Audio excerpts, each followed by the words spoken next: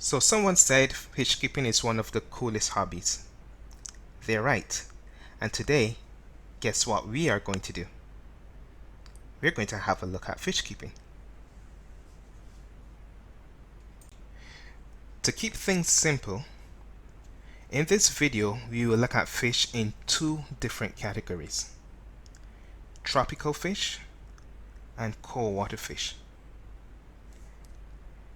This is my main display tank.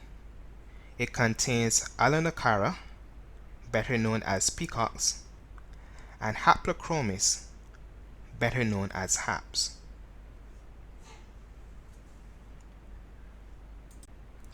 In order to keep beautiful fish and have them thrive, you should always know the type of fish you have, the conditions they need to thrive, and maintain what is called a cycle tank.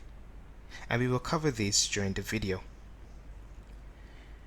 The type of fish you're seeing now are tropical fish that are native to Africa and is found in Lake Malawi. These fish are semi-aggressive and lives in a hierarchy, meaning they fight to be ranked as high as possible over the other fish. The one at the top is called the tank boss, and once he has that title, the other fish will swim away from him unless one wishes to be tank boss also. It is best practice to keep males and females separate, or have one male to 6 females to keep fighting to a minimum. This tank is an all-male tank. I should correct myself here for 2 earlier mistakes that I made. There's a South American fish in this tank, but the majority is from Lake Malawi in Africa. And somewhere there's a female, but I'm not sure which one. This means that the males become more aggressive and will start making caves in hope of convincing her to join him for a session of baby making. What you're seeing here is a display of aggression because of a female in the male tank.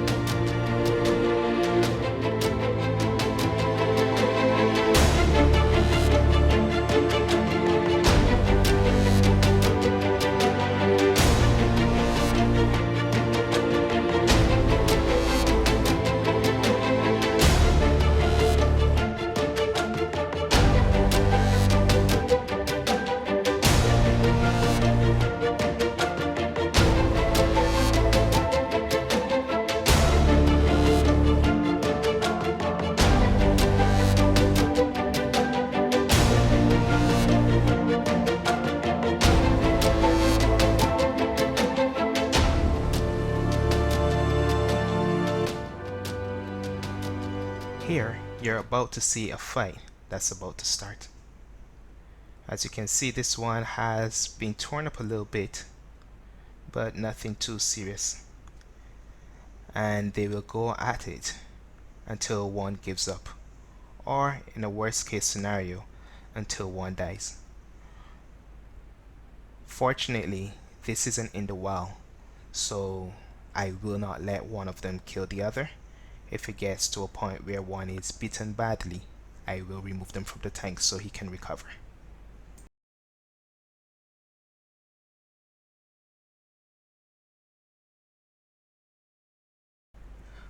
Over in my next tank is mostly females and a few males. You will notice a few things straight away.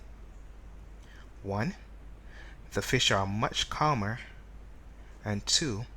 The colors are not as rich as the fish in the first tank.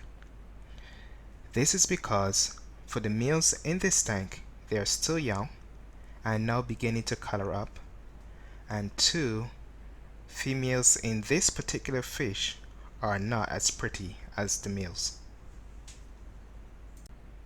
What is similar in both tanks, though, is the decor and the substrate. These fish are open water swimmers, so need to have a lot of space to swim horizontally or lengthways, and they like to sift through sand, so sand is the best substrate to have. If they try to sift through gravel, the rocks can get caught in their gills and damage or eventually kill them.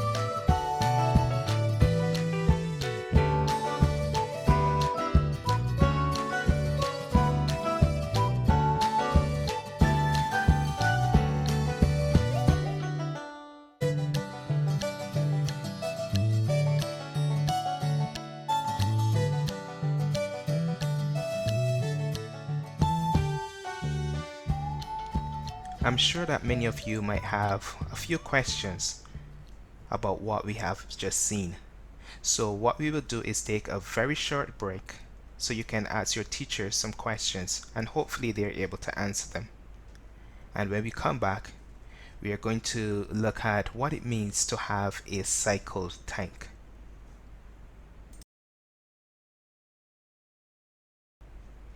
What is the nitrogen cycle? Let's just become little scientists for just a few minutes, as this is the most important thing to understand and know with fish keeping. I guarantee that once you do, your chances of having any health-related issues with your fish drop significantly. But to understand it means you need to know what's happening in your tank.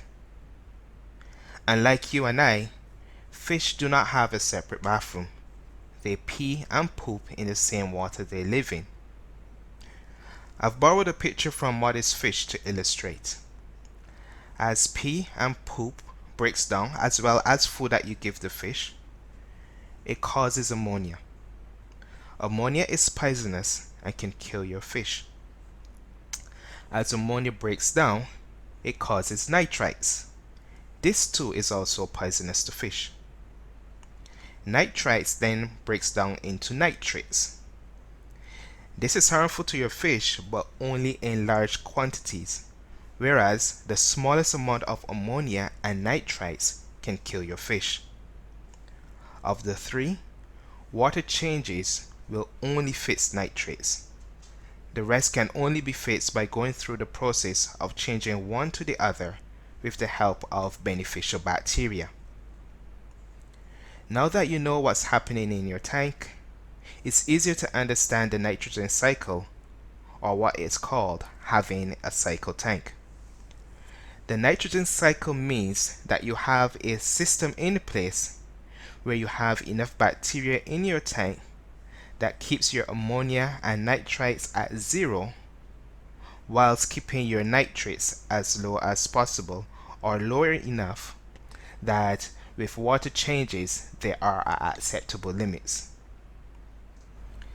This is a lot to understand, so we can take a short break here again for you to ask any questions you might have to your teachers, and when we come back we can then look at cold water fish. Welcome back. I hope you have on your swimsuits because we're about to dive right in.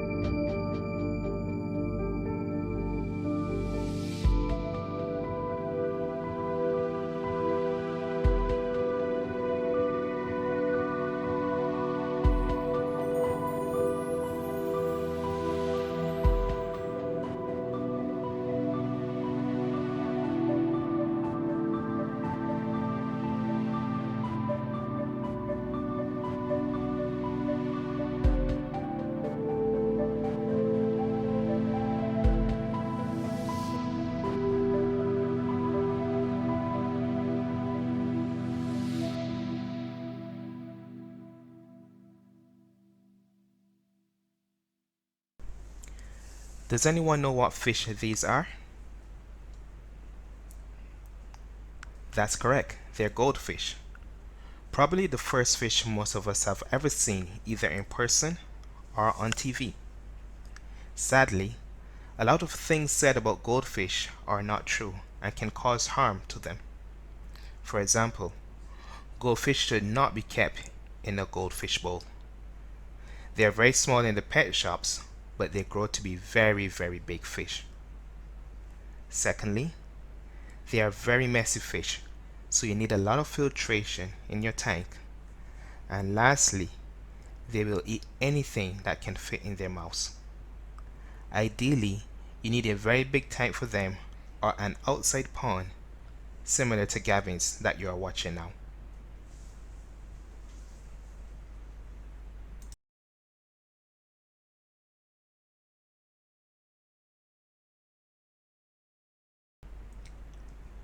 Well, we've come to the end of our video, and I do hope that, oops, there's just one more thing that I need to show you before we go, and it's so cool.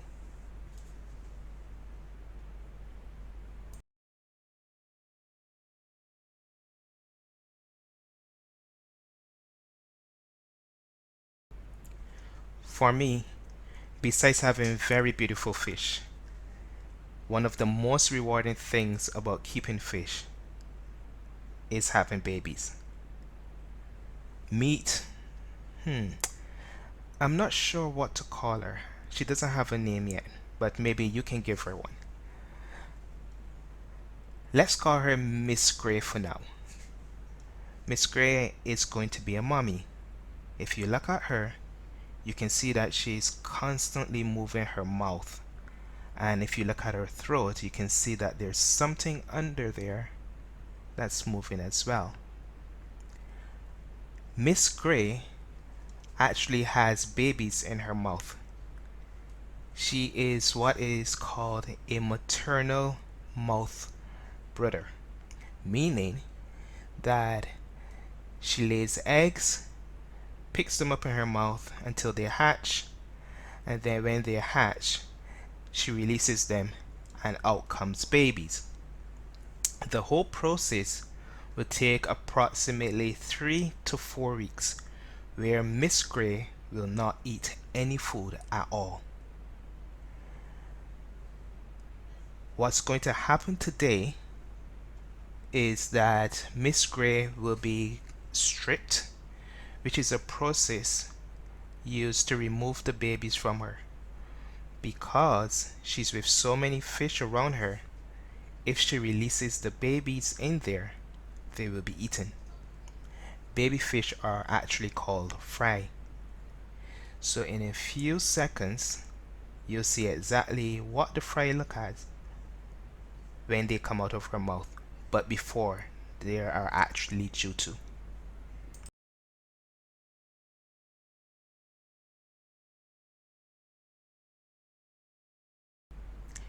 Here are her fry. I didn't get to count how many there are, but unfortunately 2 were stillborn, and I didn't notice until I put them in the tumbler. The tumbler is going to do what Miss Gray was doing when they were in her mouth, and that's basically keeping them moving until the egg that's beneath their belly disappears. The egg is actually going to be their source of food for the next few days. They won't eat anything, but all the nutrients that they need are in the eggs. And once the egg disappears completely and they are able to swim on their own, we will then put them in a new tank on their own. And they will look somewhat like the other fish that's around them, but much smaller. That's pretty much it for us now. I hope you guys did enjoy the video, and I hope it did teach you a little bit about fish keeping. There is so much that you can actually learn about fish keeping, and it is way too much to include in a very short video like this. However, I hope that this begins your journey and you have enough knowledge to set your fish up in a good home. Thanks for watching, and have a great day. See ya!